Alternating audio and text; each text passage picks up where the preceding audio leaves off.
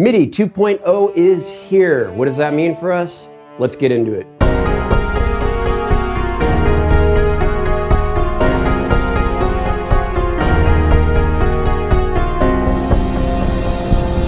Welcome back, everyone, and if you're new to the channel, thanks for stopping by. I'm Michael from Blue Road Home Studio, and today we're here to talk about MIDI 2.0. So it's true, the MIDI Manufacturers Association, better known as the MMA, have finally approved all the standards that are MIDI 2.0. So this is actually a big deal because this has been years in the making. Now, what exactly is the MMA, or who are they? Well, if you're a Star Wars fan like I am, I kind of like to think of them as the Jedi Council of all things MIDI in the universe. But in reality, it's a group of people from some of the largest development companies such as Apple, Steinberg, Roland, Yamaha, Ableton, even Google. And the reason it's comprised of people from all these different development companies, some smaller and some that I didn't even mention, is because MIDI itself, it has to be universal. So everyone has to be on the same page as far as all the standards for MIDI. You don't want to be adding adapters and trying to get MIDI equipment to work together. No, it's one universal standard. Before we get into some of the advancements of MIDI 2.0, let's take a quick trip back into this nice little corner in time that was 1983. Yes, it was the year when Star Wars Episode 6, Return of the Jedi was released, along with some other iconic movies such as Superman 3, War Games, and Octopussy. IBM released the PC XT, Microsoft Word was first created, Mario Brothers was released as a Nintendo arcade game in Japan, Michael Jackson performs Billie Jean and introduces the moonwalk, Ronald Reagan makes his initial proposal to develop what is now known as the Star Wars program, and you guessed it, MIDI 1.0 came into the lives of musicians. This was a big deal back in the day because this is the first time that a synthesizer could actually be connected to a computer. And it ultimately changed the way music producers and artists alike would make music. It also defined a new sound in music, helped us with MIDI orchestration. It helped the electronic music industry get where it is today. So let's get into the advancements of MIDI 2.0. Our current version of MIDI can only send messages in one direction. It's a one-way street. So my MIDI keyboard can only send messages to my computer, and they can't talk back. But now with MIDI 2.0, that all changes. MIDI messages and data can be sent in two directions, back and forth. So that one-way street or that one-way road has become a two-lane highway. And now MIDI machines can actually talk to each other. They can converse with each other. And they can recognize each other's profiles. And by profiles, I mean all the presets, all the pan knobs, all the MIDI controls, the parameters. All of that can be recognized, and it can be automatically mapped. And this is done through a process called property exchange. Now, this property exchange that will recognize profiles will also probably take place with software. So if you're using Omnisphere by Spectrasonics, let's just say for an example, so now your MIDI controller will be able to communicate with Omnisphere. So all those filter sweeps and parameters will be automatically mapped to your keyboard. So this is going to be a huge time saver for us, because imagine all the times that you've sat there with a software instrument and you've individually mapped all the different controls from that software instrument onto your controller, onto your pan pots or your MIDI faders, whatever it is that you're using to control those. So it's basically plug and play, good to go. Now, probably the biggest upgrade is in the resolution of both velocity and control. So with MIDI 1.0, we have a control resolution of 7 bits. Now 7 bits equals out to 127 steps, or 127 values. You should recognize that number 127 because let's take the example of a MIDI note. When you're changing the volume of a MIDI note, you have between 0 and 127. 127 being the loudest, 0 being the quietest. Now, with MIDI 2.0, that resolution is going to change to 32 bits. Now, that's huge. That's a huge number because it actually equals out to over 4 billion steps or over 4 billion values. I'm not even going to say the number, but it's right here. It's too long. Now, this is kind of insane because we probably won't even be able to use those values. I mean, picture yourself changing the volume of a MIDI note and you're going between 0 and over 4 billion. Now, you can kind of see you probably don't have room enough on your screen for the knob. And also it's ridiculous. But it's actually great because we will probably be able to use some of that. And ultimately, according to the MMA, it's going to make our controls much, much more like an analog control. It's going to be a lot smoother. So we will definitely be able to use some of those extra values, some of them, at least for right now.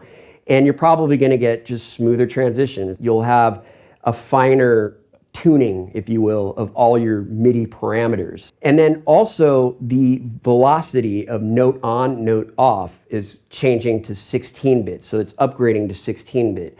Again, I don't think we're going to utilize all of that, but we will utilize some of it. Now, to explain note on, note off, it's just if you push your finger down on a drum pad or a keyboard, the note sounds. That's it. Now, to explain the velocity, I have a cello sample here. The sample was recorded with different volume ranges. I'm pressing soft, and as I press harder, it gets louder. So how might this help us? Well, it could help us in the sense of if you're trying to emulate a piano, you'll get more dynamic range in that piano off of your controller. Pianos might actually sound even more realistic than they already do. And also too, in the MIDI orchestration world, perhaps be able to get better articulation control. That kind of depends on what the software companies do with their samples and the way they record them. And perhaps MIDI key switching will be a thing of the past. And key switching is kind of a tedious process when we play out a performance and we want the articulation of, say, a violin to start with pizzicato and then go to legato. Usually, unless you have a template set up in orchestration, you'll have to do key switching. But maybe now with all of these new MIDI mappings that we'll have and these different velocity controls, maybe all of that can just be a thing of the past too. Now, why are these values so high if we probably can't use them? Well, maybe we will be able to use them in the future, and that's just it. The MIDI Manufacturers Association is thinking ahead. They want MIDI 2.0 to be around for another 40 years. After all, MIDI 1.0 has been around since 1983, and there's been no upgrades really since. So they want this to stick around. They're thinking forward. They're leaving room, so to speak, for new technology. Also, MIDI's not just used in MIDI production. It's used in animatronics. It's used in light boards that control all the lights for concerts and for theme parks. So those will be the areas that will probably be able to make better use of that wider range of resolution that we talked about.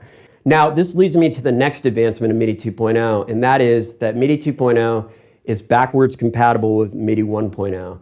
So you don't have to get rid of all your old MIDI gear. And the way this is going to work, if you have a MIDI keyboard or a MIDI controller or any kind of MIDI device that is capable of receiving firmware updates, will most likely be able to utilize all the functionality, or at least some of the functionality of MIDI 2.0 with a firmware update. The reason it's good that MIDI 2.0 is backwards compatible is because we have some older pieces of gear that can't get firmware updates. For instance, I have a couple old sound modules that I still like to use. They don't connect to my computer and they won't get firmware updates. So these will remain MIDI 1.0 devices. So through a process called protocol negotiation, how's that for technical, these devices will still be recognized. So in other words, if you have a MIDI 2.0 device, it will call out and send a message to that MIDI 1.0 device. And then when it doesn't hear back from that MIDI 1.0 device, it'll be like, oh, okay, you're stuck on MIDI 1.0, but that's okay. I can still use you. I can still work with you. Now, we've just barely touched on what MIDI 2.0 can do because, truthfully, we don't really know yet. A lot of this is going to be up to the manufacturers and the software developers to utilize all these new resolutions and these new advancements in MIDI 2.0 technology. I think we'll be seeing newer types of keyboards that come out. Already there are some unique MIDI controllers. For instance, the Lumitone Microtone Cortex, the Linstrument, or the Rolly Seaboards. Mostly these have been used for microtonal purposes. Sometimes in MIDI orchestration, you can get really good vibratos, obviously. But I think now these types of controllers are going to take on a whole new meaning. They'll be able to utilize a lot of these different MIDI capabilities. And perhaps it is a window into what MIDI controllers are going to look like in the future. Again, this all has to do with the developers and what they decide to do. As far as orchestral sample libraries. Perhaps they'll record their samples in a different way that can utilize all these different velocities and all these different resolutions. Now, however all of this evolves, I guarantee you we're going to have new and interesting ways to create music. I mean, we have since the birth of MIDI 1.0. So now it's only logical that we're going to move up to the next step. So I'll probably be making a lot more videos on what I can do with MIDI 2.0. One definite thing we can say with music production is it's always evolving, and this is just another step in that evolution. Nothing really ever stays the same. You wouldn't want it to, because then we'd be stuck with the same types of music. We'd be stuck with the same ways of making music. So this is all a bold look into the new future of making music, and it's exciting. Anyway, I hope you found this video interesting, and above all, I hope it at least gets you excited about making music in the coming year and the coming years. Now, if you did enjoy the video, please give it a like. Please subscribe. You can ring the bell if you want future notifications of when I release new content. And as always, keep producing music and keep being creative.